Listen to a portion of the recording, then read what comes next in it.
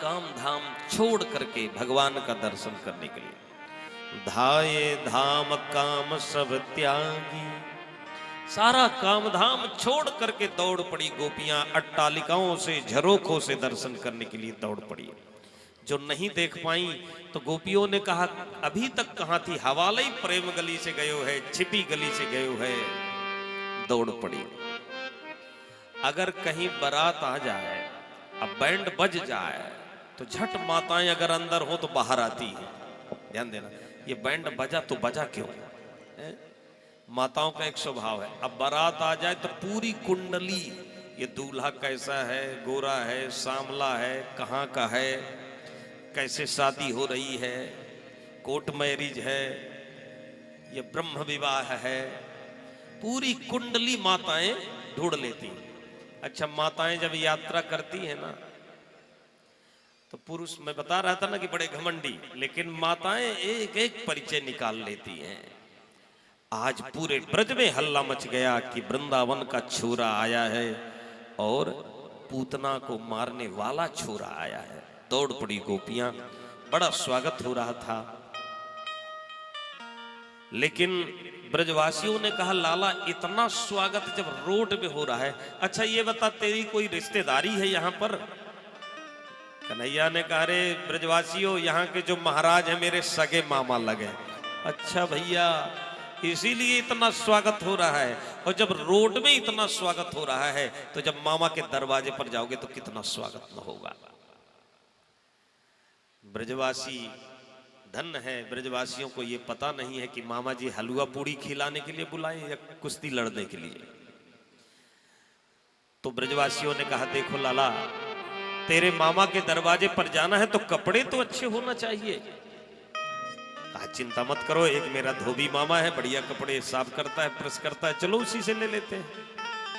अब पहुंचे भगवान के सखा और ठाकुर जी, कहा मामा जी राम राम। एक भी नहीं सुना, इतना घमंडी अभिमानी। भगवान ने कहा मामा जी राम राम। जब फिर से कहा तो कहा कौन हो? अरे कहा मामा जी महाराज कंस के दरवाजे जाना है, उनके यहाँ थोड़ा सा कपड़े दे दो, इसके बाद हम ला करके दे देंगे, सखाओं को दे दो। ऐसे अभद्र वाणी में बोला, जीवन भर पोखरा का पानी पिया है बेझड़ की रोटी, महाराज के कपड़ों को पहनना चाहते हो? जो काम महाराज कंस को करना है अभी हम कर देंगे। ऐसे अभद्र वाणी में बोला, और भगवान ने ऐसा चांटा लगाया कि धोबी मामा का कल्याण हो गया। जितने धोबी थे और भागे, भागो भैया भागो, पूतना मारने वालों आ गए हो है, सब प्राण बचा करके भागे। ब्रजवासी बढ़िया कपड़े पहन लिए, और जब कपड़े पहने तो कैसे ब्रजवासी दिखाई पड़ रहे थे जानते हैं? जैसे इंगल में कपड़े लटकाए दो, वैसे ब्रजवासी दिखाई पड़ने लगे। कहा महाराज कंस के कपड़े का छोटे छोटे सखा रोड में झाड़ू लगने लगी। अरे लाला ये कपड़े मगैनू जैसे लगे। चिंता मत करो, एक मेरा दर्जी मामा है और वह अच्छे कपड़े सिलता है, चलो।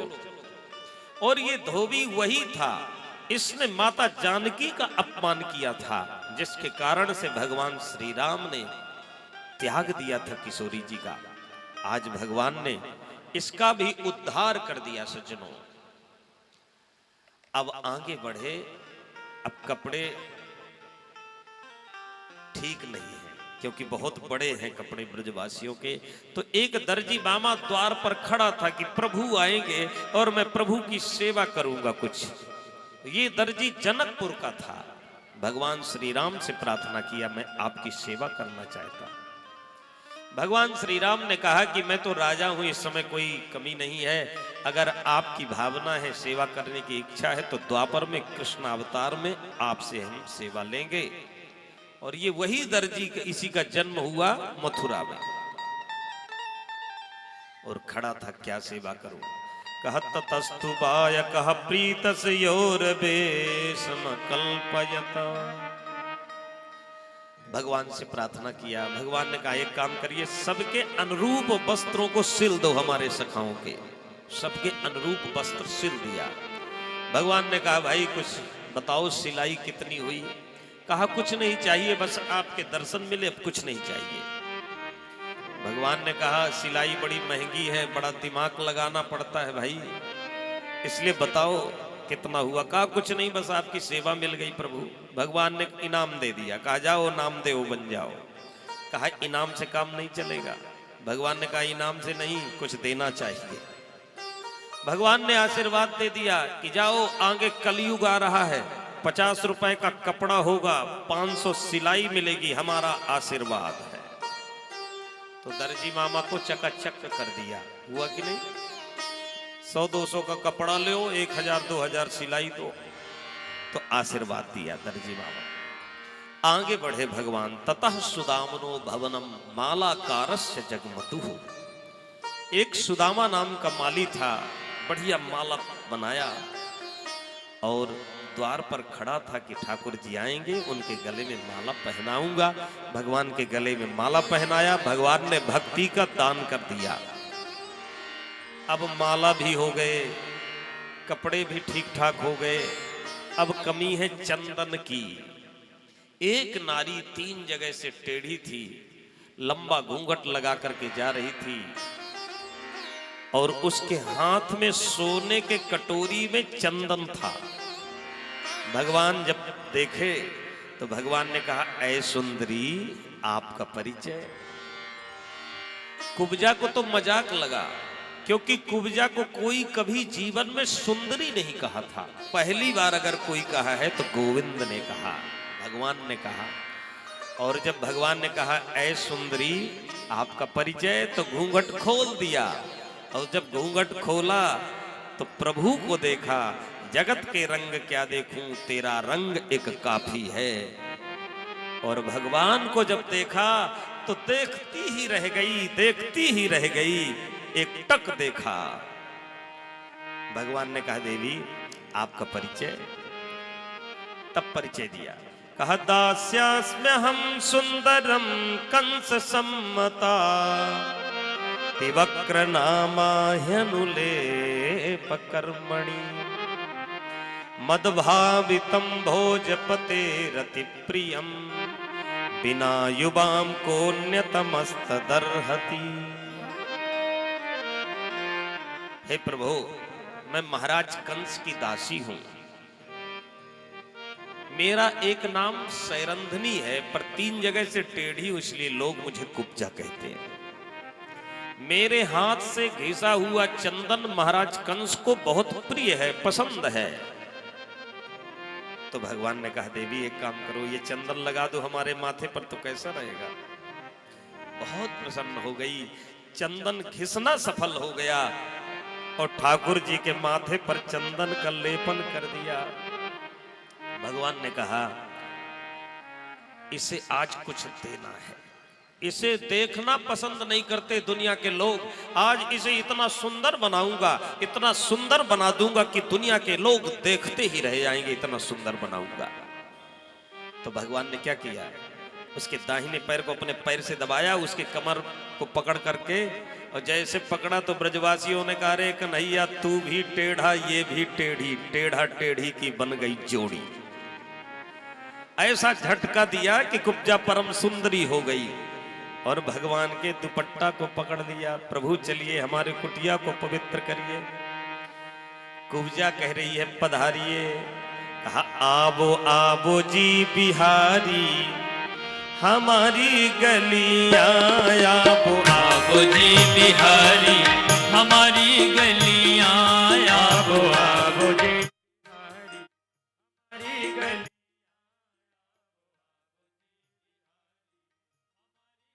गलियां, आबो आबो जी बिहारी हमारी गलियां, आबो आबो जी बिहारी।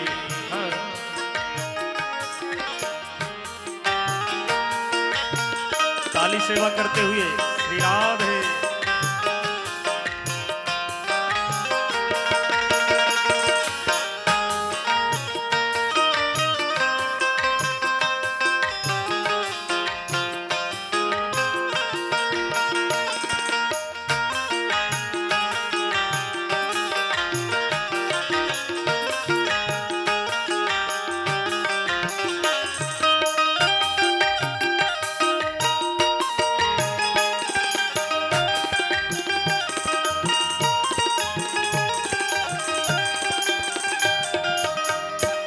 घिस चंदन लेप लगाऊं, घिस घिस चंदन लेप लगाओ। घिस घिस सभी लोग चंदन, प्रेम से ठाकुर जी को बुलाइए। घिस घिस चंदन, घिस घिस चंदन, घिस घिस चंदन लेप लगाऊं, घिस घिस चंदन लेप लगाओ। धोऊं चरणन, धोऊं चरणन की धुलिया। आवो जी बिहारी हमारी गलियां, आवो आवो जी बिहारी हमारी गलियां, आवो जी बिहारी हमारी गलियां, आवो जी बिहारी। ताली सेवा करते हुए दोनों हाथों को उठा करके हरि बोल।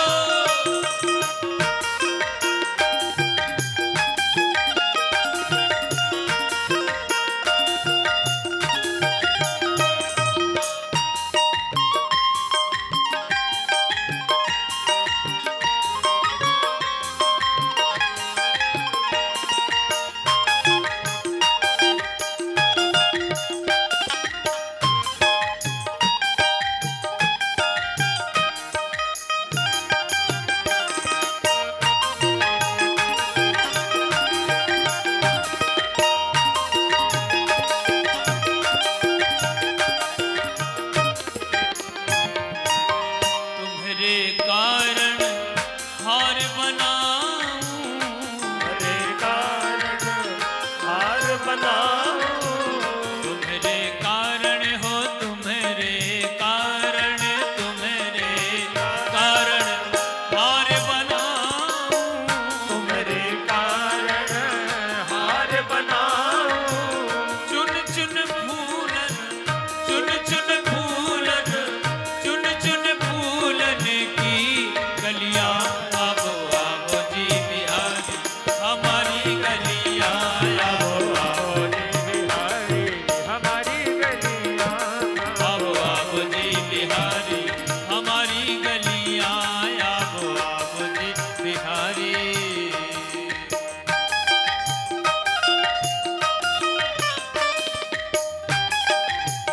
जय हो।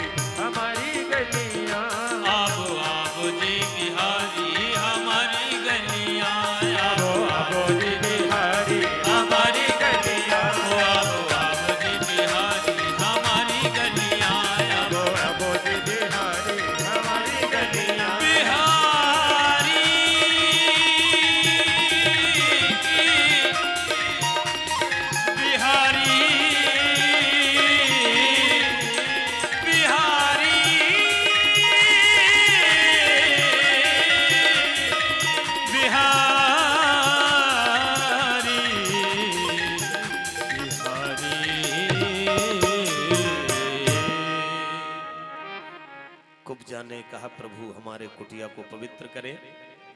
भगवान ने कहा कि अभी नहीं, जिस काम को करने के लिए हम आए हैं वो काम पूरा हो जाए, फिर कभी आने का प्रयास करूंगा। सज्जनों, इस प्रकार से भगवान आगे बढ़े, कुब्जा को परम सुंदरी बनाया। एक कुबलिया पीठ नाम का हाथी था और कंस ने महावत से कहा इतना मदिरा पिलाओ, इतना मदिरा पिलाओ, और जैसे ही कृष्ण बलराम आए तो दौड़ा देना, तो ये रौंद देगा कृष्ण बलराम को, तो सबरी लीला चौपट। और ऐसा ही किया, महावत ने इतना मदिरा पिलाया और ये हाथी दौड़ पड़ा कृष्ण बलराम को रौंदने के लिए। कृष्ण बलराम ने क्या किया कि उसके दांत को तोड़ा और उसके पैर को पकड़ करके ऐसा चक्कर लगाया, अब पटका तो प्राणांत हो गया। आगे बढ़े भगवान, तो जहां पर धनुष यज्ञ का मेला था, जो 10,000 सिपाही लगे थे धनुष के सुरक्षा के लिए, भगवान पहुंचे। और करेण बामेन सलील मुद्रितम सज्जम च कृत्वा निमिषेण पश्यताम। बाएं हाथ से भगवान ने धनुष को उठाया और जितनी देर पलक गिरते हैं उतनी देर में धनुष को तोड़ करके फेंक दिया। अब जैसे ही कंस को पता चला, एक सिपाही भागते भागते गया, कहा महाराज कृष्ण बलराम को क्यों बुलाए हैं, क्या हुआ? महाराज जो नहीं होना था वो हो गया। कुब्जा को तो परम सुंदरी बना दिया, जादू मंत्र जानता है, और महाराज हाथी की तो दुर्दशा हो गई। और एक बहुत बड़ी घटना हो गई, उस धनुष को भी तोड़ दिया, और जो धनुष को तोड़ेगा आपको छोड़ेगा नहीं।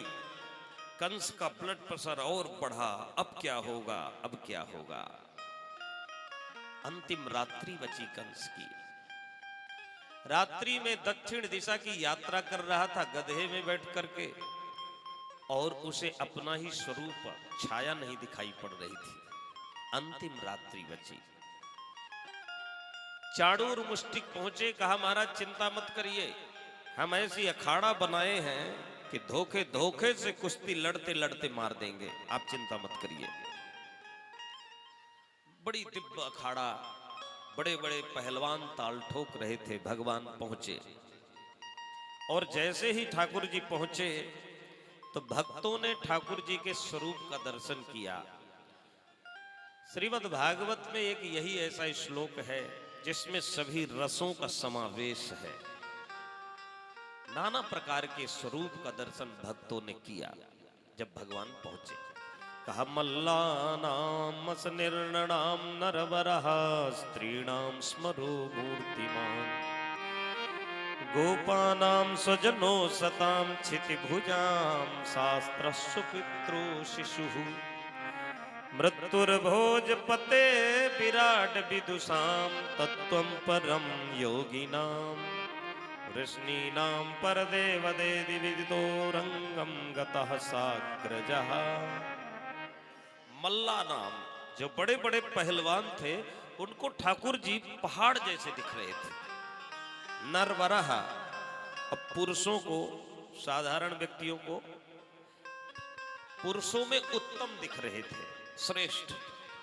स्त्रीणाम स्मरो मूर्तिमान, और स्त्रियों को काम के रूप में भगवान दिख रहे थे। और गोपानाम स्वजनो सताम, और गोपों को स्वजन के रूप में। शास्त्र सुपितृ शिशु, और जो वृद्ध बैठे थे उनको शिशु के रूप में भगवान दिखाई पड़ रहे थे। मृत्युर्भोजपते विराट विदुषाम, और कंस को साक्षात काल के रूप में भगवान दिख रहे थे। तत्वम परम योगी नाम, और संतों को योगेश्वर के रूप में भगवान दिख रहे थे। और जो भगवान के परिवार के थे यदुवंशी, किसी ने कहा मेरा भतीजा है, किसी ने कहा चाचा है, अपना रिश्ता देख रहे थे। अब तो ताल ठोकने लगे। चाणूर और मुष्टिक, कहा भांजे लड़ना ही पड़ेगा। कन्हैया ने कहा देखो मामा जी हम पे लड़वे ना आवे। कहा बड़े बड़े पहलवानों को भेजा तो किसने मारा? कहा यहां से सब मरे मराए गए और हमने हाथ लगा दिया तो नाम लग गया हमारा। अच्छा, इतने बड़े बड़े पहलवान, भांजे लड़ना ही पड़ेगा। तो कन्हैया ने कहा देखो मामा जी लड़वे ना आवे, या फिर जैसी आपकी इच्छा। तो चाणूर मुष्टिक ने कहा कि न बालो न किशोरस्त्वम बलश्च बलिनाम बरह, न तुम बालक हो न किशोर हो, बलवानों के लिए महाबलवान हो, लड़ना पड़ेगा। तो भगवान ने कहा ठीक है मामा जी जैसी आपकी इच्छा। चाणूर मुष्टिक लड़ पड़े। चाणूर से कन्हैया और बलराम से मुष्टिक लड़ पड़े। लड़ते लड़ते कई घंटों तक खेल खिलाया है। अंत में चाणूर मुष्टिक को कृष्ण बलराम ने उद्धार कर दिया। बोल भक्तवत्सल भगवान की। अब कंस ने कहा कि पकड़ो पकड़ो, भागने न पाए। तो कन्हैया ने कहा मामा जी चिंता मत करिए, बस आप ही का नंबर आ रहा है। सब मंचन से मंच अति। एक विशाल मंच में महाराज कंस बैठे थे। भगवान सीधे पहुंचे, छलांग लगाए, सीधे मंच में पहुंचे और सीधे केस को पकड़ करके पटक दिया महाराज कंस को। लाखों नर नारी देख रहे हैं। अब जरा जयकारा जोर से बोलिएगा, क्योंकि मामा जी जाने वाले हैं। अगर न बोले तो उसी के पास आ जाएंगे मामा जी, तो फिर मत कहना मुझसे, ध्यान से। और जैसे ही पटका तो गिरते पड़ते उठा। बड़ा भारी शरीर था कंस का। तो कंस ने कहा कि सभ्यता नहीं सीखे हो क्या, सीधे आकर के केस को पकड़ लिया। भगवान ने कहा मामा जी दर्द हो रहा है क्या? अरे किसी के केस को पकड़ करके कोई खींचेगा तो दर्द तो होगा। और वास्तव में अगर किसी के केस को पकड़ करके खींचा जाए तो पूरी ताकत समाप्त हो जाती है, क्योंकि ये ब्रह्मांड है। बड़ी जोर से खींचा भगवान ने। आज केशव ने कंस के केस को पकड़ करके खींचा। भगवान ने कहा मामा जी दर्द हो रहा है। जिस समय मेरे माँ का विवाह हुआ था तुमने मेरे माँ के केसों को पकड़ा था। क्या मेरे माँ के दर्द नहीं हुआ? आज कह रहे हो दर्द हो रहा है। अच्छी प्रकार से देखो मामा जी मेरे तरफ, ऐसी गति दूंगा, ऐसी मुक्ति दूंगा जो बड़े बड़े संतों को प्राप्त नहीं होती। 35 वर्ष तक दुष्ट कंस का राज्य चला, ये किसी को हंसने नहीं दिया, किसी को हंसने नहीं दिया। भगवान छाती पर बैठे हैं। फिर से केशों को पकड़ करके खींचा, दोनों हाथों को उठाया, मुष्टिका का प्रहार किया। बोल भक्तवत्सल भगवान की जय। अब जयकारा मामा जी के डर के कारण आई है आवाज में, समझ गया। बैठे रहिएगा, बस थोड़ा समय लगेगा, 10-15 मिनट, क्योंकि रुक्मणी जी अब सज चुकी हैं ब्यूटी पार्लर से, समय हो चुका है। अब सज धज करके द्वारकानाथ भी आएंगे और रुक्मणी जी, क्योंकि मामा जी गए, और जब मामा जी गए तो कन्हैया का विवाह। बस थोड़ा सा 10-15 मिनट समय अभी लेंगे, क्योंकि कभी कभी क्या होता है ना कि गाड़ी पंचर हो जाती है तो बारात भी लेट हो गई। लेकिन ज्यादा लेट नहीं होगी, क्योंकि बारात बहुत दूर से आई थी तो टाइम से आ गई है। तो बारात आई है मैहर से, मध्य प्रदेश से, और घराती कहाँ है? बुराड़ी, अजीत विहार और त्रिगुणेश्वरी धाम में बारात आई है, तिवारी परिवार में। तो इसलिए टाइम से बारात आ चुकी है, परेशान मत होइएगा। बस 10-5 मिनट की बात है। हमारे आचार्य जी तैयारी बनाते रहेंगे। अब तो भगवान श्री कृष्ण पहुंचे अपने माता पिता के पास, देवकी वसुदेव के पास, और कहा हे पिताजी मैं आपका बेटा हो करके आपकी सेवा नहीं कर सका, मुझे क्षमा कर दो। देवकी वसुदेव को जेल से मुक्त किया, हथकड़ी बेड़ियों को तोड़ा। उग्रसेन महाराज को भी जेल से मुक्त किया और गद्दी में बिठाया। उग्रसेन ने कहा बेटा अब कोई अभिलाषा नहीं है, आप ही इस गद्दी पर बैठो। भगवान ने कहा मैं नहीं बैठ सकता, आप ही बैठो। इधर ठाकुर जी का जनेऊ संस्कार किया गया और उज्जैन नगरी भेजा गया। मध्य प्रदेश में उज्जैन में संदीपन गुरु के यहां पढ़ने गए कृष्ण बलराम, और सुदामा जी को गले से लगाया, मित्रता हुई। गुरु दक्षिणा में गुरु जी के मरे हुए पुत्रों को समर्पित किया। गुरु जी के मुख से आवाज आई है, पुत्रों तुम्हारी विद्या कभी विस्मरण न हो। और जब गुरु की सेवा शिष्य ऐसे करता है निश्चल निस्वार्थ, तो गुरु का आशीर्वाद मिल जाता है।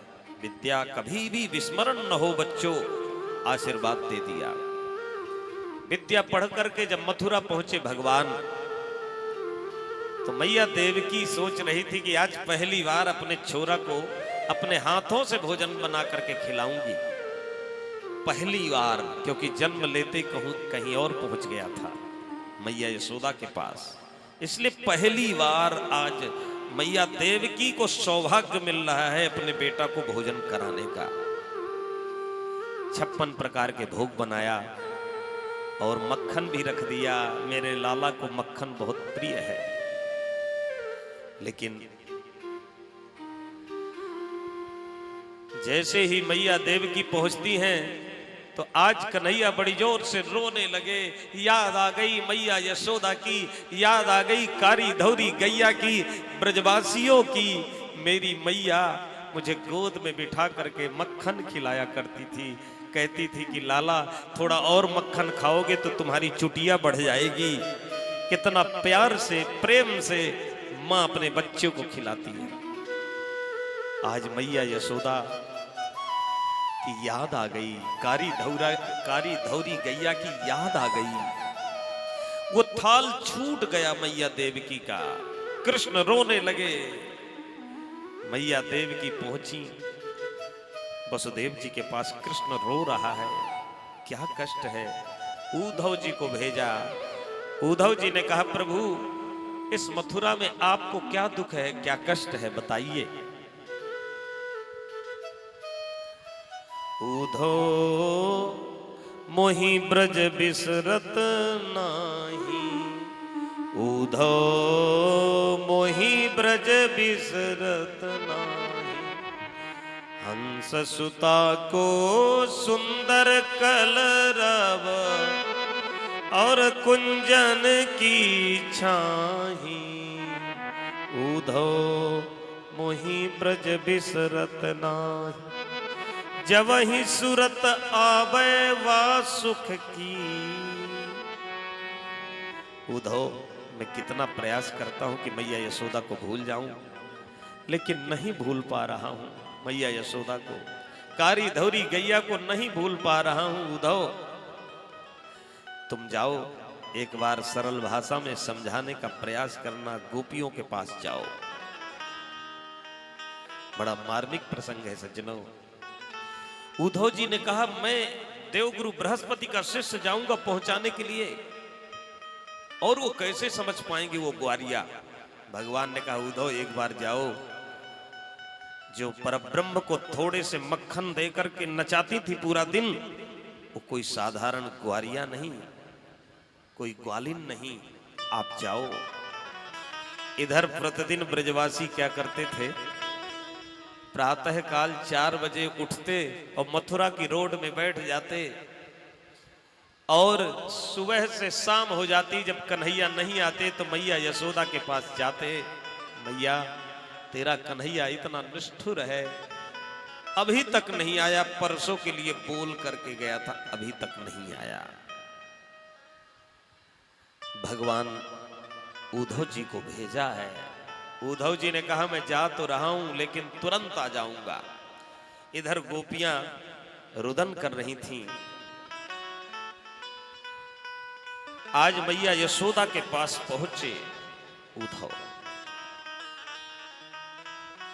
ब्रजवासियों से पूछा, देखा कि रोते रोते नेत्रों की ज्योति समाप्त हो चुकी है। मैया यशोदा एक उद्धव देवगुरु बृहस्पति का शिष्य, कृष्ण का मित्र आपको प्रणाम कर रहा है।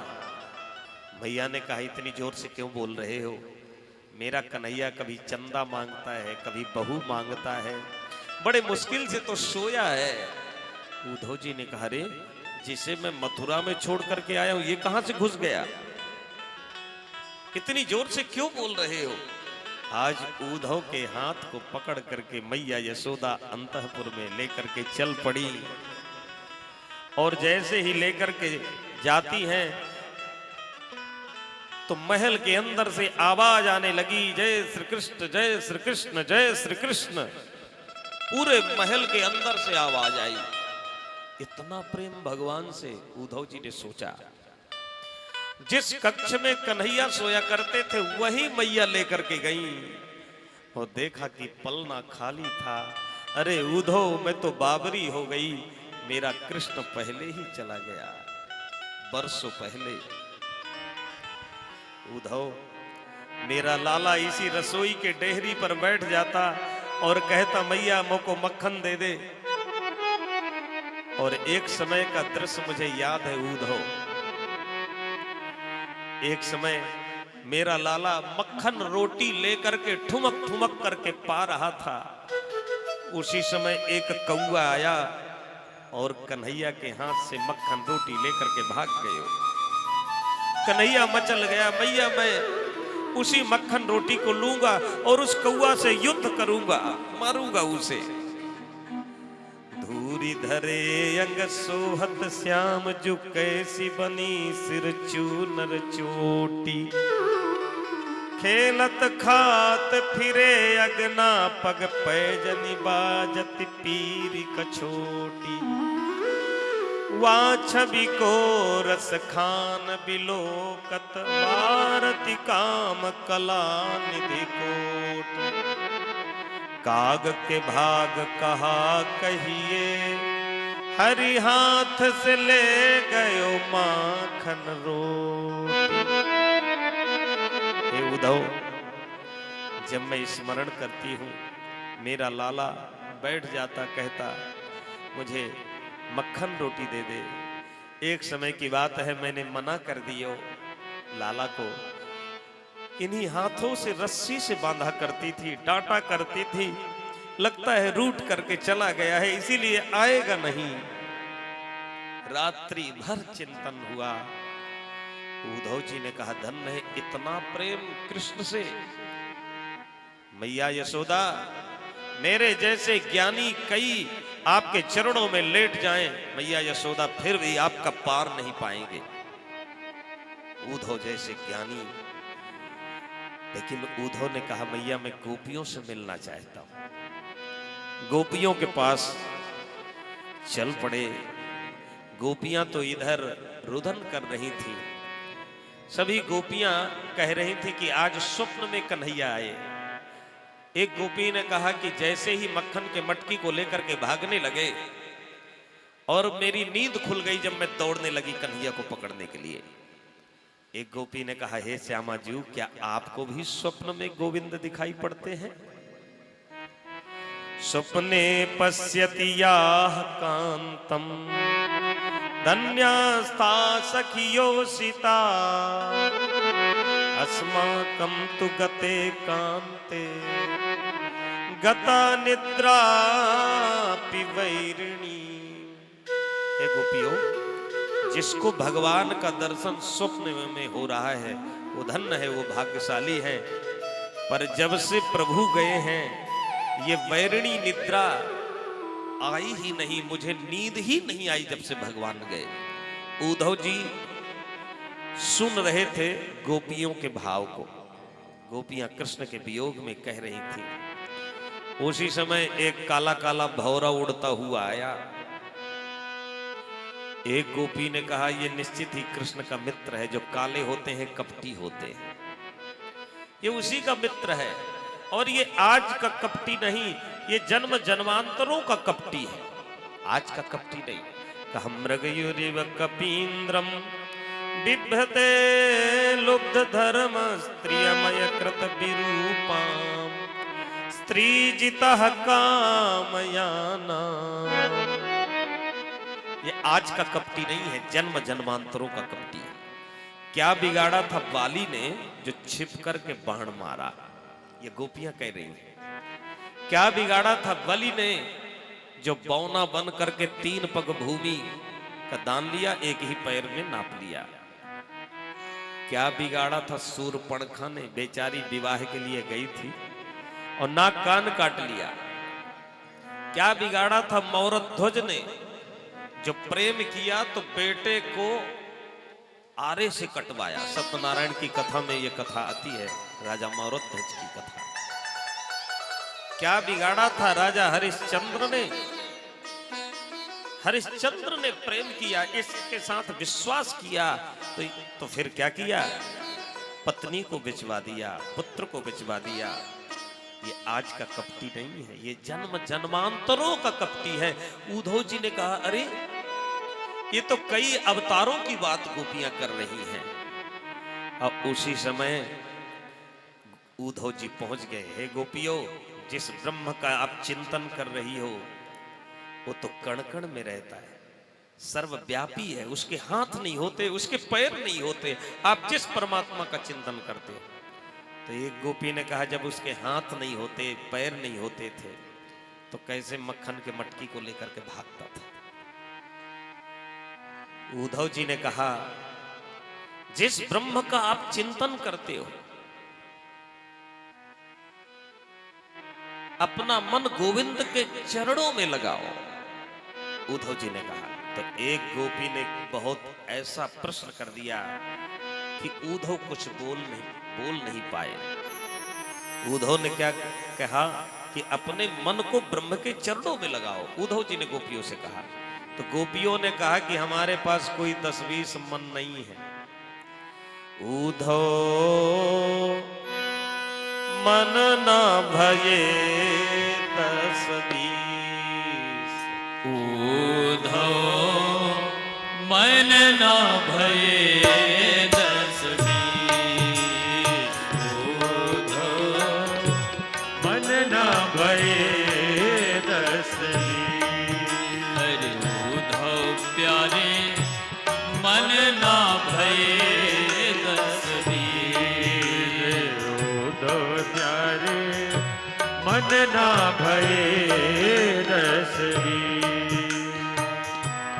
एक हो तो सो गयो श्याम संग। एक हो तो सो गयो श्याम संग। एक हो तो सो गयो श्याम संग। एक हो तो सो गयो श्याम संग। को अब राधे को अब राधे। अरे उद्धव प्यारे मन ना भये 10-20। उद्धव मन ना भये 10-20। इंद्रिय शिथिल भई के सब बिना। इंद्रिय शिथिल भई के सब बिनो। इंद्रिय शिथिल भई के सब बिना। इंद्रिय शिथिल भई के सब बिनो। ज्यो देहि बिनुसी। ज्यो देहि बिनुसी। उद्धव प्यारे मन ना भये 10-20। उद्धव मन ना भये 10-20। उद्धव मन ना भये 10-20। उद्धव मन ना भये 10-20। अरे उद्धव मन ना भये 10-20। मन ना भये 10-20। मन ना भये 10-20। गोपियों ने कहा, रे उद्धव, जिस ब्रह्म के चिंतन की बात कर रहा है, हमारे पास कोई 10-20 मन नहीं है। एक ही मन था, उस मन को भी चितचोर चुरा करके ले गया। तो किस ब्रह्म में अपने मन को लगाएं? एक ग्वालिन ने ऐसा सवाल कर दिया कि उद्धव, कुछ नहीं बोल पाए। तुम तो सखा श्याम सुंदर के सकल योग के ईश। तुम तो श्याम सुंदर के सखा हो और तुम चाहे किसी ब्रह्म के बारे में बताओ, हम कोई ब्रह्म नहीं जानती, हम एक ही ब्रह्म जानती। कृष्ण तन कृष्ण मन कृष्ण ही हमारो धन। आठों याम ऊधो हमें कृष्ण ही सो काम है। तू किसी ब्रह्म के बारे में बता, हमारे जीवन में तो केवल एक ही है, कृष्ण तन कृष्ण मन कृष्ण ही परम धन है हमारा। उद्धव जी जैसे ज्ञानी 7 महीने तक अपने आप को देखा। उद्धव जी ने अंत में गोपियों की वंदना नहीं किया, गोपियों के चरणों के धूल की वंदना किया। मैं इसके लायक भी नहीं। सज्जनों, प्रसंग बहुत मधुर है। उद्धव जैसे ज्ञानी कहा, हे गोपियों, मैं निश्चित ही कल सूर्योदय के पहले कृष्ण को लाऊंगा। उद्धव जी पहुंच गए सीधे मथुरा, और जैसे ही मथुरा पहुंचे सज्जनों, तो भगवान ने कहा, आइए ज्ञानी जी। उद्धव जी ने कहा, तुम कितने चालाक हो, यहां पर मथुरा में बैठे हो, वहां गोपियां राधा रानी मैया यशोदा रो रही हैं, तुम बड़े चालाक हो, बड़े छलिया हो। भगवान ने जब कहा कि आइए ज्ञानी जी, तो उद्धव जी ने कहा, जले पर नमक छिड़क रहे हो। भगवान ने कहा, उद्धव नेत्रों को बंद करो, और जब नेत्रों को बंद किया, कहा खोलो, तो लाखों गोपियां राधा रानी मैया यशोदा प्रकट हो गई। कहा, ये क्या है? भगवान ने कहा, ये नाटक मैंने तुम्हारे लिए किया था, क्योंकि उद्धव ज्ञानी थे लेकिन प्रेमी नहीं थे, और जब तक उद्धव वृंदावन न जाते गोपियों के पास, तब तक प्रेम प्राप्त न कर पाते। इसलिए भगवान ने उद्धव को गोपियों के पास भेजा कि ये मेरा भगत तो है, ये ब्रह्म का चिंतन करता है, लेकिन ये प्रेम नहीं जानता। और जब तक वृंदावन नहीं जाओगे कन्हैया के पास, बाके बिहारी के पास, तो प्रेम नहीं समझ पाओगे। उद्धव, जिस भक्ति में ज्ञान नहीं होता वो भक्ति अंधी होती है, और जिस ज्ञान में भक्ति नहीं होती वो पंगु होता है, लंगड़ा होता है। जिस ज्ञान में भक्ति नहीं वो ज्ञान कुपुत्र है, और जिस भक्ति में ज्ञान नहीं वो भक्ति बांझ है। दोनों की आवश्यकता है सज्जनों। तो भक्ति हो जाए, ज्ञान अज्ञान न हो, और ज्ञान हो जाए तो भक्ति न हो, दोनों आवश्यक है। आज उद्धव जी बहुत ज्ञानी थे लेकिन प्रेमी नहीं थे। आज ज्ञान के साथ साथ भक्ति रूपी पुट लग गया, उद्धव धन्य हो गए। तो ये नाटक भगवान ने उद्धव के लिए किया था। बोल भक्त वत्सल भगवान की जय। अब हम 5 मिनट में विवाह उत्सव में प्रवेश करेंगे, आप विराजमान रहें। इधर कुब्जा के घर गए, अक्रूर के घर गए भगवान, और इनकी अभिलाषा को पूर्ण किया। कंस की 2 पत्नियां थीं, अस्ति और प्राप्ति। ये अस्ति और प्राप्ति जरासंध की बेटियां थीं। शिकायत कर दिया, जरासंध 17 बार चढ़ाई किया, भगवान ने पराजित किया। 18वीं बार 10,000 पंडितों को जप में लगाया, और पंडितों से कहा कि अगर इस बार हारूंगा तो तुम लोगों को सूली पे चढ़ा दूंगा। तो पंडित लोग माला जपने लगे, प्रभु हार जाओ हार जाओ हार जाओ। तो आज पंडितों के रक्षा के लिए भगवान रण छोड़ करके भागे। काल यवन भी चढ़ाई कर दिया। भगवान भागे, भागते भागते कहा दूर युद्ध करना है। मुचकुंद जी सो रहे थे तो अपना पीतांबर ढक दिया। काल यवन ने कहा, रे कायर, सो रहा है, युद्ध करने के लिए बुलाया था, सो रहा है। जैसे ही पाद प्रहार किया, मुचकुंद के नेत्र खुले और जल करके भस्म हो गया काल यवन। और भगवान प्रवर्षण पर्वत पर पहुंचे, जरासंध अग्नि लगवा दिया। भगवान कूदे तो सीधे समुद्र में कूद गए। बोल द्वारकाधीश भगवान की जय हो। समुद्र में भगवान कूद गए, द्वारकाधीश हो गए। जितने भी मथुरा के लोग थे सबको रात्रि में बुलाया, और रात्रि में सब सो रहे थे। और जब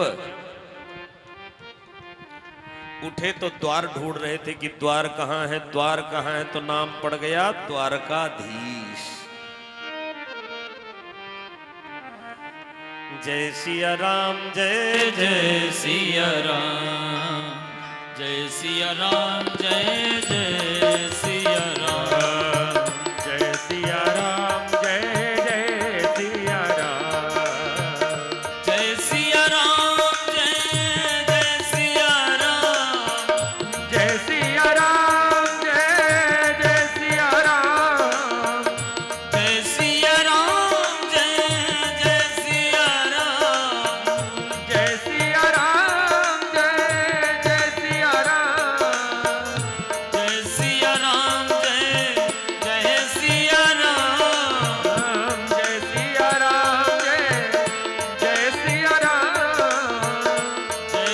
राम, जय जय सिया राम, जय सिया राम, जय जय सिया राम, जय सिया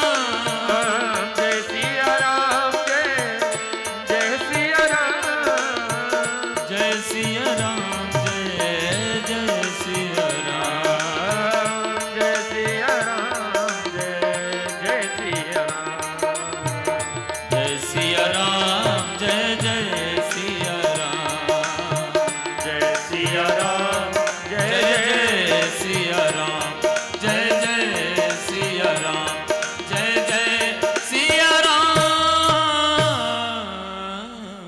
तो बलराम जी का विवाह है रैवत की पुत्री रेवती से संपन्न हुआ। और जब बड़े भैया का विवाह हो जाता है तो छोटे का नंबर आ जाता है। तो राजसीत भीष्मको नामा विदर्भाधिपतिर्महान तस्य पंचा भवन पुत्रा कन्यैका च बनानना। विदर्भ देश के राजा भीष्मक महाराज, उनके जीवन में 5 बेटा थे। सबसे बड़े बेटा का नाम रुक्मी और एक बेटी थी जिसका नाम रुक्मिणी। और ये रुक्मिणी साक्षात लक्ष्मी। तो पिताजी की इच्छा थी कि बेटी का विवाह द्वारकाधीश से करूं, लेकिन बेटा की इच्छा थी कि नहीं। बेटा ने कहा पिताजी उस भगोड़े के साथ अपने बहन का विवाह नहीं करेंगे। ठीक है बेटा, जैसी तुम्हारी इच्छा। तो फिर विवाह पक्का कर दिया शिशुपाल के साथ। कहा पिताजी परसों बारात आ रही है। अरे बेटा इतनी जल्दी सगाई वगाई, कुछ फलदान कुछ हुआ कि नहीं? कहा सगाई वगाई तो कुछ मैं जानता नहीं, लेकिन परसों बारात आ रही है। ठीक है बेटा, दूल्हा कौन है? कहा शिशुपाल। वाह बेटा। भाभी जी के पास पहुंची रुक्मिणी जी, और रुक्मिणी जी ने कहा भाई भाभी जी ये भैया को क्या हो गया? अरे मैंने तो अपना पति द्वारकाधीश को बना लिया है, तो अभी तक क्यों नहीं बताया? पत्र लिख दो। रुक्मिणी जी ने पत्र लिख दिया। कौन लेकर के जाएगा? कहा पंडित जी। पंडित जी उस पत्र को लेकर के तीव्र गति से पहुंचे और सुधर्मा नाम के सभा में ठाकुर जी बैठे थे। और जैसे ही पहुंचे पंडित जी पत्र निकाला और जैसे ही कन्हैया को दिया तो कन्हैया ने हाथ पकड़ लिया। महाराज इतनी जल्दी भी क्या है, थोड़ा आराम करिए, प्रसाद लीजिए, इसके बाद फिर चर्चाएं होगी। अब तो भगवान ने बढ़िया व्यवस्था किया पंडित जी को रुकने की। बढ़िया स्नान ध्यान किए, बढ़िया 56 प्रकार के भोजन किए। पंडित जी हाथ में पेट फिराए, भगवान पहुंचे। कहा अब बताइए महाराज, और चरणों को दबाने लगे भगवान। पंडित जी के चरणों को दबाने लगे, क्योंकि शादी वाले हैं हमारे पंडित जी। अब पत्र लेकर के आए, इसलिए इनकी खूब खातिरदारी करना चाहिए, नहीं शादी गड़बड़। वैसे लोग भजिया समोसा रबड़ी न पाए, लेकिन जब शादी वाले आते हैं ना तो इतना खातिरदारी, इतना स्वागत, और जितना खिलाएंगे खूब प्रशंसा करेंगे जाकर के। भगवान ने खूब स्वागत किया, खूब स्वागत किया। तो भगवान ने कहा महाराज अब बताइए। सोई पत्र निकाला, और जब पत्र निकाला तो भगवान ने कहा देखिए पंडित जी आप ही इस पत्र को सुनाए दो। पंडित जी ने कहा नहीं आपका गुप्त पत्र है। कहा नहीं कोई गुप्त नहीं है, आप ही सुनाए दो। बड़ा दिव्य पत्र था, ध्यान से श्रवण करेंगे। 7 श्लोकों में ये इस पत्र को रुक्मिणी जी ने लिखा है। सप्तपदी जैसे विवाह में होता है वैसे ही। श्रुत्वा गुणान् भुवन सुंदर संवतां ते निर्विश्य कर्ण विवरैर्हरतों गतापम्। रूपम दृशाम दृशिमताम अखिलार्थ लाभम त्वयि अच्युता विसत चेत्रम अपत्रपम में। हे प्रभु, मैंने सुना है आपके बारे में, देखा नहीं, न मुलाकात हुई। आप सोचो कि कौन कन्या पत्र लिख दी, कोई जान पहचान नहीं है। लेकिन जब से नारद के मुख से आपके कीर्ति को सुना है, और जब से सुना है तो त्वयि अच्युता विसत चित्रम पत्रपम में, तब से आपके चित्र को अपने चित्र में चिपका लिया है। इसलिए प्रभु आइए, का तुम मुकुंद महती कुलशील रूपा, विद्या वयो द्रविण धाम अभिरात्म तुल्यम, मुक्तिम ददाति इति मुकुंदः। हे मुकुंद, हे माधव, जो वस्तु एक सियार सिंह को मिलना चाहिए, कोई सियार ले जाए, आप आओ और मेरा वरण करके ले जाओ। मेरे राजघराने का नियम है कि जब कन्या का विवाह होता है तो अंबिका मंदिर में पूजा करने के लिए जाती है। आप आइए, वहीं से मेरा वरण करके मुझे ले जाइए, वहीं से मेरा वरण करके ले जाइए। इस प्रकार से सज्जनों,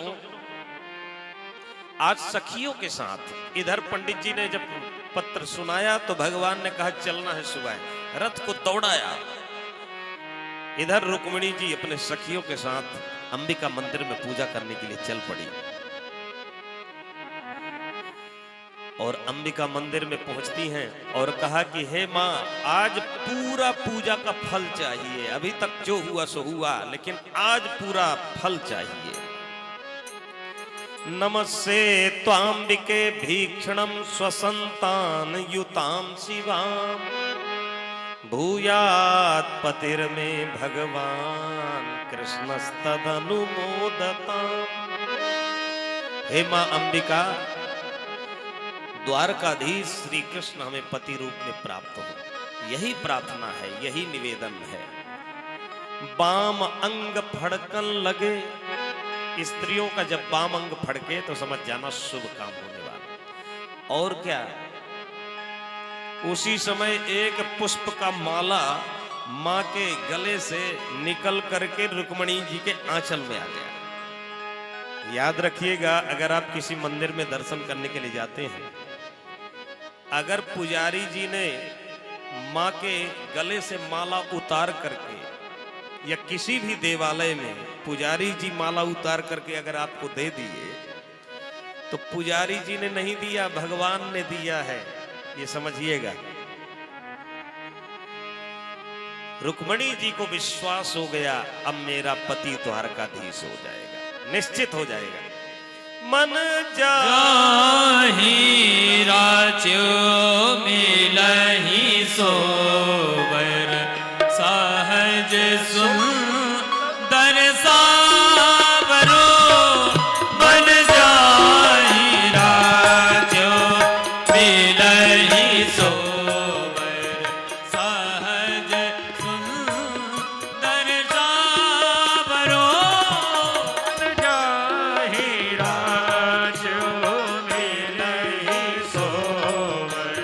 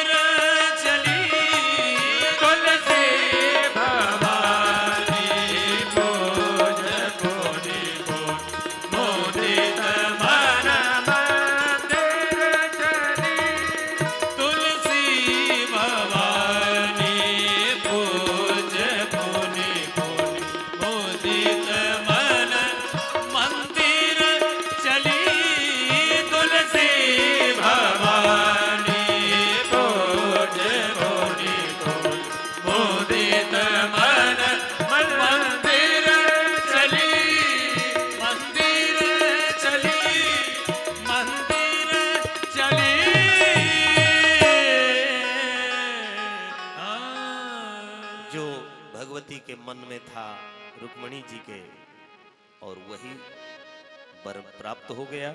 इधर द्वारकाधीश पहुंचे, लेकिन बारात आ चुकी है और दूल्हा कोई और है, शिशुपाल। और जिसकी शादी होने वाली होती है ना, महीनों पहले से क्रीम पाउडर खूब लगाता है कि गोरे बन जाए। और यही ये शिशुपाल महीनों पहले क्रीम पाउडर थोप थाप करके आया, खूब पुट्टी लगा करके पहुंचा। अब आप ही बताओ कि दूल्हा सज धज करके कोई आए और दुल्हन किसी और के साथ चली जाए तो कैसा लगेगा? मर जाएगा जा करके, मर जाएगा कि नहीं? अब ये मूर्ख शिशुपाल सज धज करके बढ़िया डेंटिंग पेंटिंग करके पहुंचा दूल्हा बन करके, और इधर द्वारकाधीश पहुंचे। और जैसे ही पहुंचे सज्जनों अंबिका मंदिर में, तो जितने सिपाही थे, एक ने कहा देखो देखो कितना सुंदर है, एक ने कहा उसके पीताम्बरी को देखो, एक ने कहा तूने क्या देखा उसके मुकुट को देखो, एक ने कहा उसके चरण पादुका को देखो। इतने में भगवान रुक्मणी जी के हाथ को पकड़ करके जय जय सिया राम। एक ने कहा भैया आज तक ऐसा दूल्हा कबहू न देखे हो, हमारे कुंडनपुर में पहली बार ऐसा दूल्हा आया। अरे हमारे इस त्रिगुणेश्वरी मंदिर में पहली बार ऐसा दूल्हा आया, आज तक कबहू न देखे। गदगद हो गए इतने में जय सिया राम। एक ने कहा भैया क्या कर रहे थे? कहा रुक्मणी जी के सुरक्षा में। कहाँ है? कहा ले गया टेढ़ी टांग वाला ले गया। अब तो शिशुपाल को जब पता चला कि होने वाली देवी जी गई, मरने लगा। जरासंध ने कहा चिंता मत करो मित्र, एक बार में तुम हारी मान लिए, 17 बार पराजित हुआ हूं लेकिन हारी नहीं माना। तब उसके सांस में सांस आई कि एक पर एक पड़े हैं मुझसे बढ़ करके। रुक्मी ने पीछा किया, अरे भगोड़े कहां भागे जा रहे हो? भगवान ने देखा कि साले साहब आ रहे हैं तो उनको भी रस्सी में बांधा, एक छोर बांध दिया रथ में, रथ को दौड़ाया तो साले साहब खिसकने लगे। बलराम जी ने कहा रे कन्हैया अब रिश्तेदारी हो गई है, ठीक नहीं है, ये मुक्त किया। ये शिशुपाल मूर्ख था। जगत की जननी जगदम्बा है रुक्मणी और जगत के पिता है द्वारकानाथ, तो जगत के जननी का विवाह द्वारकाधीश के साथ होगा जो जगत का पिता है। और जो जगत के जननी को पत्नी बनाने का प्रयास करेगा उसके साथ यही स्थिति होगी। बोल द्वारकाधीश भगवान की जय, रुक्मणी मैया की जय। तो बारात आ चुकी है। अब हमारे जो यजमान हैं आज कन्यादान करेंगे। तो जो यहाँ के महंत हैं मंदिर के, श्री विश्वंभरनाथ महंत जी सपत्नीक और तीनों भाई सपत्नीक आज ठाकुर जी का चरण पूजन करेंगे। तो ठाकुर जी को लेकर के, रुक्मणी जी को लेकर के आएंगे और खूब विवाह के गीत में आप आनंद लेंगे। हमारे आचार्य जी श्री रोहिणी मिश्रा जी ठाकुर जी का पूजन कराएंगे। तो समय हो चुका है, तो आइए ठाकुर जी आ रहे हैं, दर्शन करिएगा, तालियों से स्वागत करेंगे ठाकुर जी का।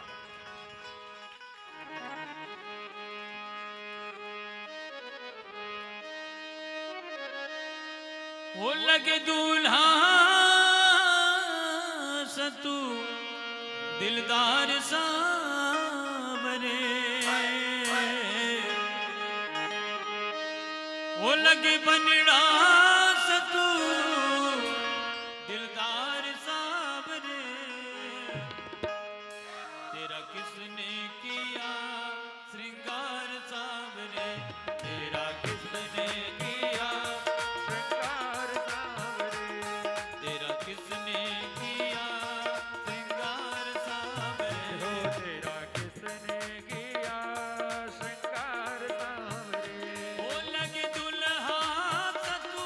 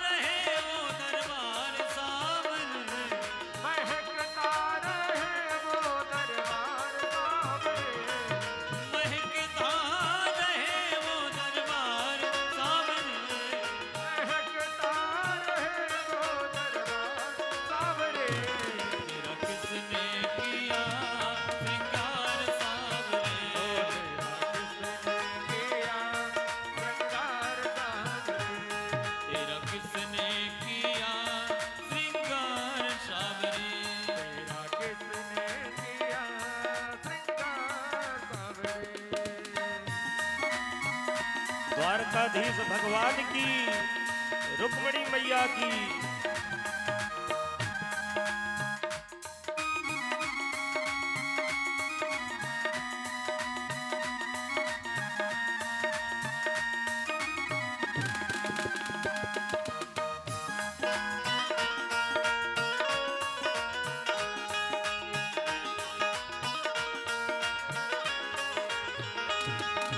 बागों से कलियां चुन चुन कर सुंदर हार बनाया। बागों से कलियां चुन चुन कर सुंदर हार बनाया। रहे सलामत हाथ सदा वो जिसने तुम्हें सजाया। रहे सलामत हाथ सदा वो जिसने तुझे सजाया। सजाता रहे वो दरबार सावर। सजाता रहे वो दरबार सावरे। सजाता रहे वो दरबार सावर। सजाता रहे वो दरबार सावरे। तेरा किसने किया श्रृंगार सावरे। तेरा किसने किया श्रृंगार सावरे। तेरा किसने किया श्रृंगार सावरे। तेरा किसने किया श्रृंगार सावरे।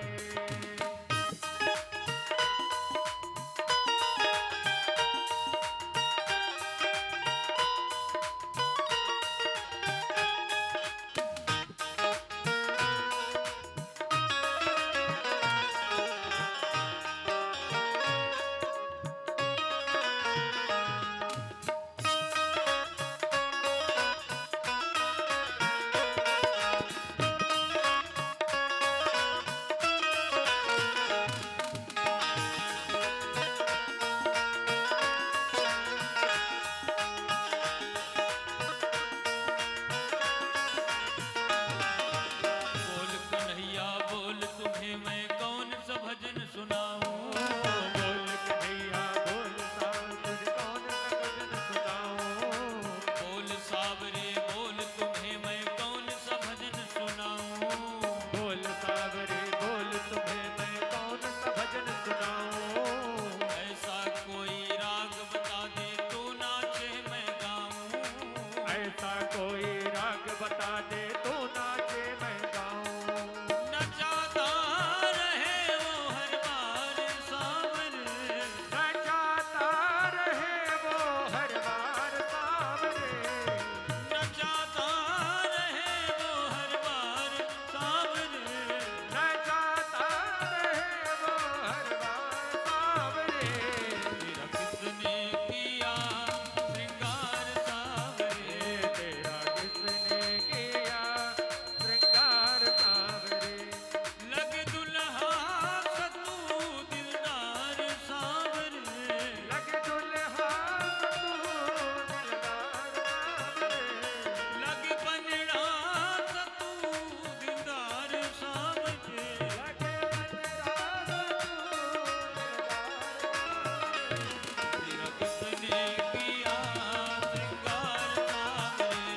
तेरा किसने किया श्रृंगार सावरे। तेरा किसने किया श्रृंगार सावरे। तेरा किसने किया श्रृंगार सावरे।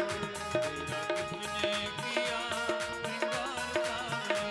तेरा किसने किया श्रृंगार सावरे। तेरा किसने किया श्रृंगार सावरे। श्रृंगार सावरे। श्रृंगार सावरे। तो सज्जनों, सबसे पहले रुक्मणी मैया द्वारकाधीश के गले में वरमाला, फिर द्वारकाधीश रुक्मणी जी के तालियों से स्वागत करेंगे। आचार्य लोग मंत्र पढ़ेंगे। ओम मंगलम भगवान विष्णु विष्णु मंगलम गरुड़ध्वजः मंगलम पुंडरीकाक्ष मंगलाय तनो हरि मंगलम भगवान शंभो मंगलम वृषभध्वज मंगलम पार्वतीनाथ सार्वभौमाय मंगलम। बोलिए द्वारकाधीश भगवान की, जय हो रुक्मणी मैया की। जय हो। आप लोग ठाकुर जी का पूजन करते रहेंगे, विवाह के गीत का आनंद लेते रहेंगे। तो ठाकुर जी और तुलसी जी विराजमान हैं, उनका चरण पूजन करते रहेंगे। तो आप लोग ठाकुर जी के विवाह में हैं तो अपने बेटा के शादी में खूब ठुमका लगाते हैं, लेकिन आज कन्हैया की शादी है तो बैठे बैठे ठुमका लगाना है, जगह बहुत कम है, तो तैयार हो जाएंगे। तो आज ठाकुर जी का विवाह हो रहा है। आओ मेरी सखियों मुझे मेहंदी लगा दो, मेहंदी लगा दो, मुझे सुंदर सजा दो, मुझे श्याम सुंदर की दुल्हन बना दो, मुझे श्याम सुंदर की दुल्हन बना दो, मुझे श्याम सुंदर की दुल्हन बना दो, मुझे श्याम सुंदर की दुल्हन बना दो। आओ मेरी सखियों मुझे मेहंदी लगा दो, आओ मेरी सखिया मुझे मेहंदी लगा दो, मेहंदी लगा दो, मुझे सुंदर सजा दो, मेहंदी लगा दो, मुझे सुंदर सजा दो, मेहंदी लगा दो, मुझे सुंदर सजा दो, मुझे श्याम सुंदर की दुल्हन बना दो, मुझे श्याम सुंदर की दुल्हन बना दो। श्री राधे।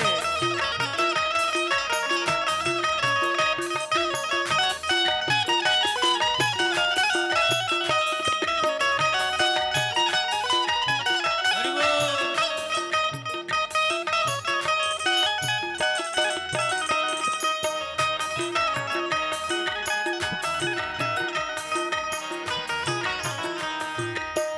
सत्संग में मेरी बात चलाई, सत्संग में मेरी बात चलाई, सतगुरु ने मेरी कीनी रे सगाई, सतगुरु ने मेरी कीनी रे लगाई, सत्संग में मेरी बात चलाई, सत्संग में मेरी बात चलाई, सतगुरु ने मेरी कीनी रे सगाई, सतगुरु ने मेरी कीनी रे सगाई, को बुला के हथेली बातों करा दो, उनको बुला के हथेली बातों करा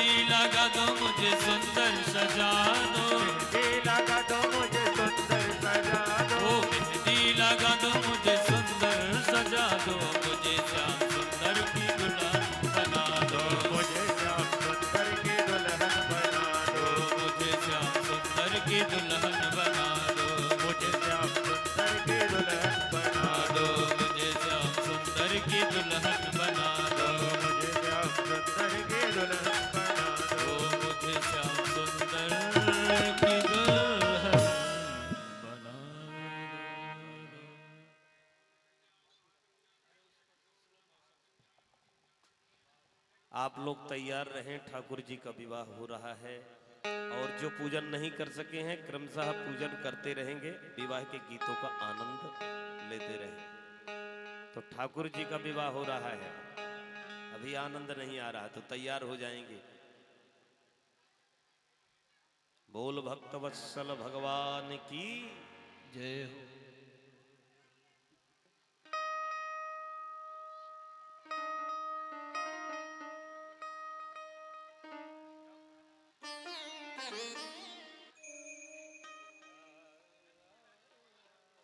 सभी बैठे रहें, क्रमशः पूजन करेंगे, एकदम से सब न उठेंगे, ध्यान देंगे।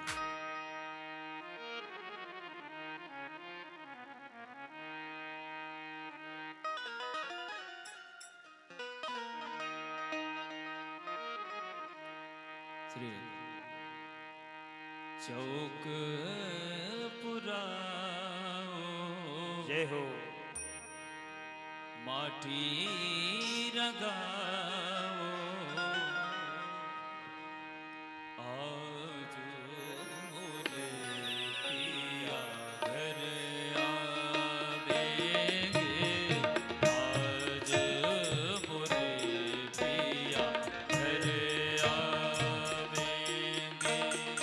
चौक पुराओ माटी रंगाओ आज मोरे पिया घर आवेंगे, आज मोरे पिया घर आवेंगे। खबर सुनाऊं जो खुशी रे मनाऊं जो, आज मुझे पिया घर आवेंगे, आज मुझे पिया घर आवेंगे। खबर सुनाऊं जो खुशी रे मनाऊं जो, आज मोरे पिया घर आवेंगे, आज मोरे पिया घर आवेंगे।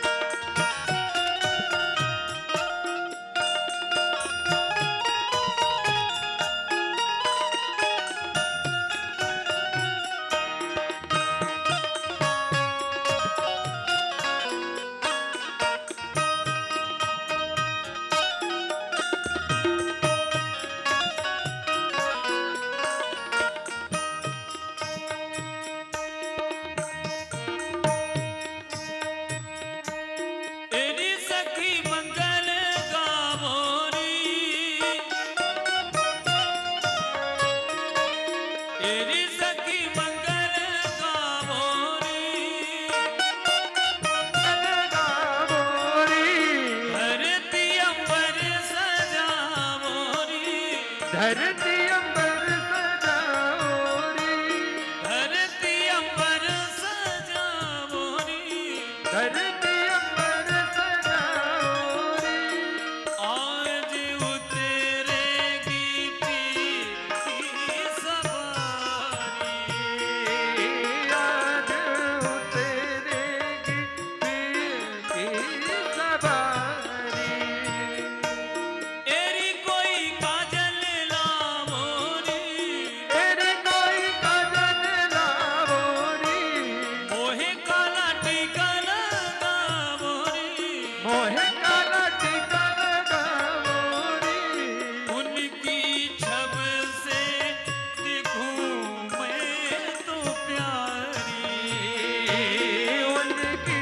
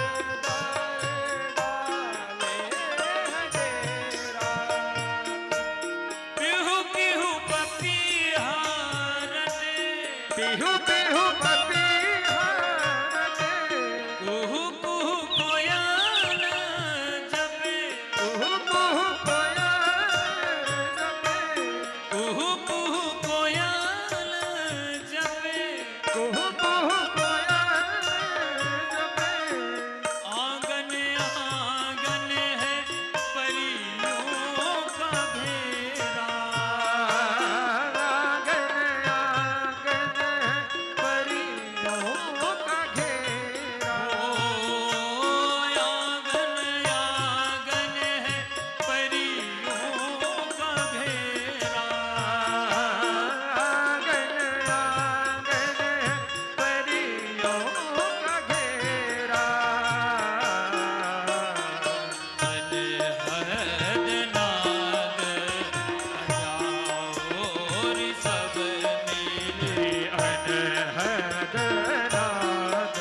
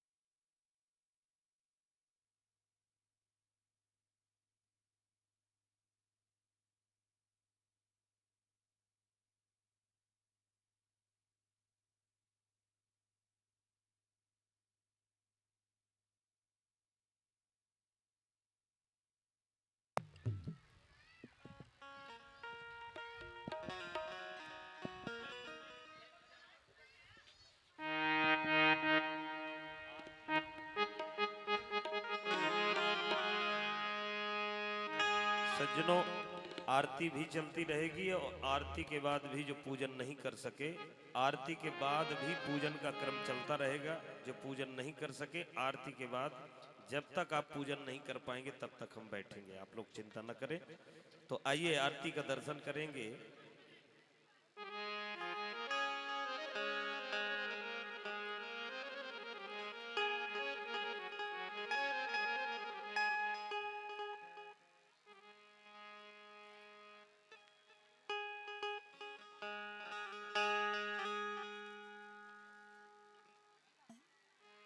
तो तीनों हमारे जो भैया जी हैं वो मंच में आए, सपत्नीक और आरती करेंगे।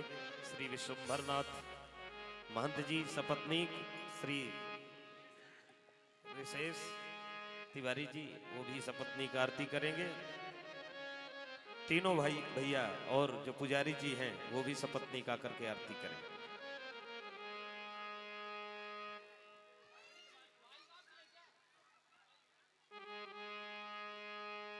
हरि ओम।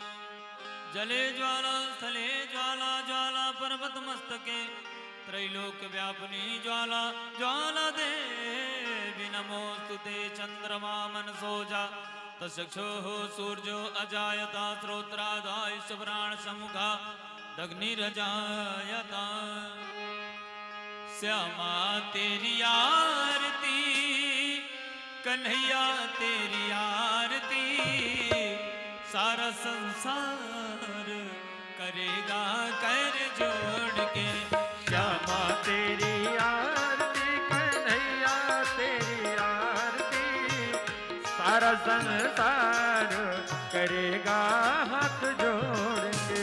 श्यामा तेरी आरती कन्हैया तेरी आरती सारा संसार करेगा कर जोड़ के।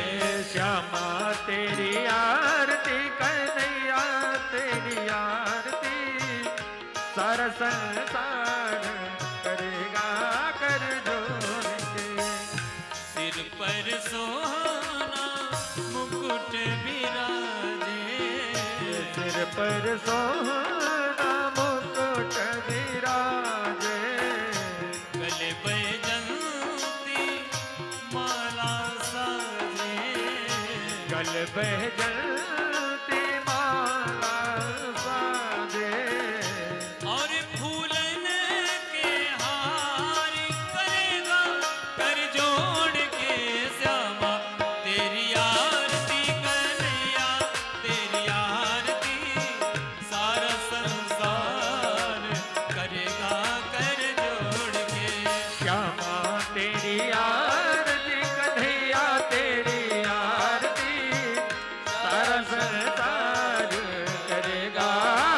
जोड़ के। ब्रह्मादिक तेरो यश गावे, ब्रह्मादिक तेरो यश गावे, नारद सारद ध्यान लगावे, नारद सारद ध्यान लगावे, और करे जय जयकार करेगा कर जोड़ के श्यामा तेरी आरती कन्हैया तेरी आरती सारा संसार करेगा कर जोड़ के। श्यामा तेरी आरती कन्हैया तेरी आरती सारा संसार करेगा हाथ जोड़ के।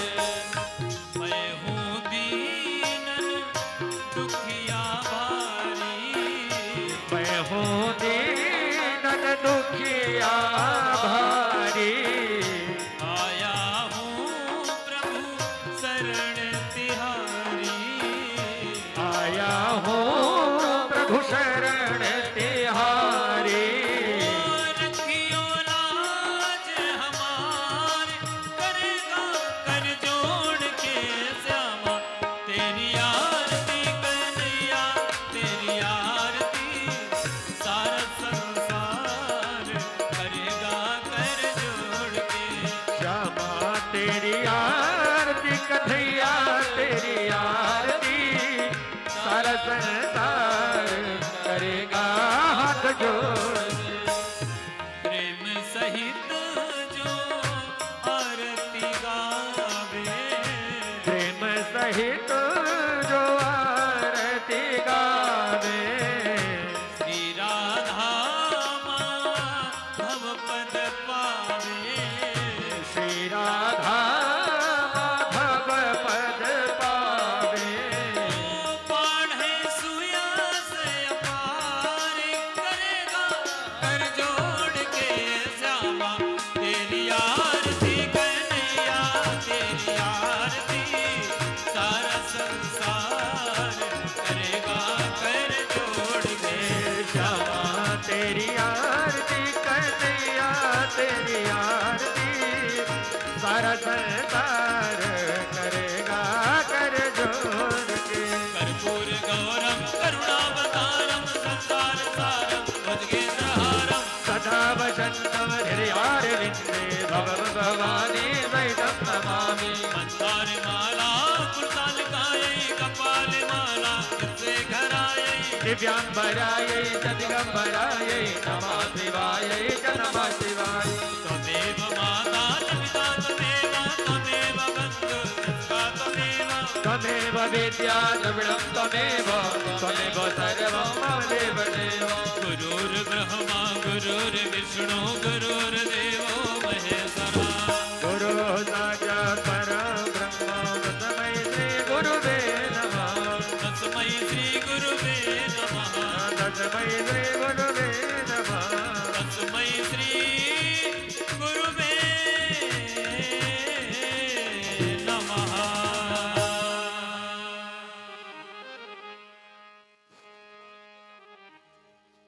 हरि ओम जलेन शीतलीकरणं पुष्पै देवाधिवन्दनं आरोग्यार्थे आत्माभिवन्दनं।